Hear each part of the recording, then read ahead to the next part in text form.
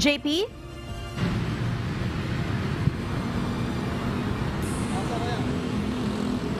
JP, wala pa bang naghahain ng kaso? Naghahain ng reklamo laban doon sa dating pulis na nakuwanan nga sa viral video na naglabas ng baril at nagkasa ng baril doon sa nakaalitang siklista ayon sa Quezon City Police District. Maging yung siklista mismo hindi pa rin naghahain ng reklamo laban doon sa dating pulis.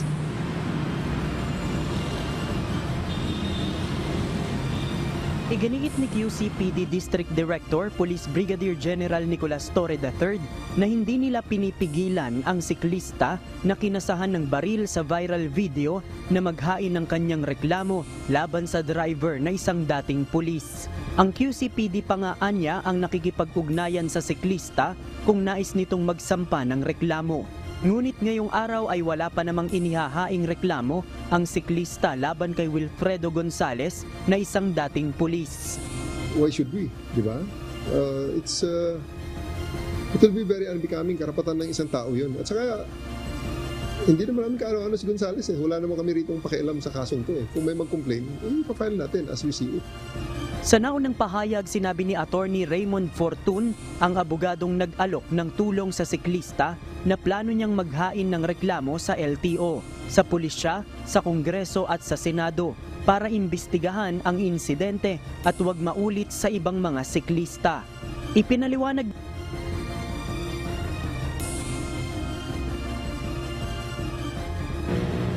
Maraming kaano-ano si Gonzales eh. Wala naman kami ritong pakialam sa kasong to eh. Kung may mag-complain, ipafile natin as we see it.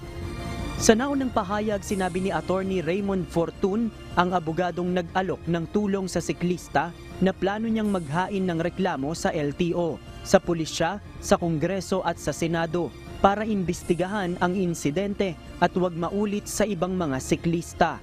Ipinaliwanag ni District Director Torre na sa ngayon ay hindi pa nila pwedeng hulihin at ikulong ang driver dahil wala pa namang reklamo.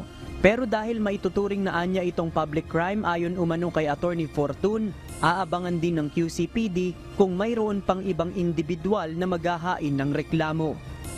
Kung ayaw na siklista, I would surmise na dahil ito ay public crime according to him, he can file a case in behalf of the cyclist. Samantala, nilinaw din ng QCPD na patas ang kanilang pagtrato sa mga lumalabag sa batas. Ito'y kasunod ng mga reklamo ng ilang netizen sa social media na tila napapaboran umano ang mga may kapangyarihan dahil nagpa-presscon pa ang QCPD nung sumuko kahapon ang driver. Nang sumurrender sa akin kahapon, nandito ang media, dumating ang mga media at nalaman nila. So, nag-request sila ng interview. Ano gagawin ko? Kung hindi ko naman ipa-interview, sabihin naman, tinago naman. Damn if you do, damn if you don't eh. So, tanggap na natin yan. Ganyan talaga ang social media. 100 million Filipinos with 100 million and one opinions.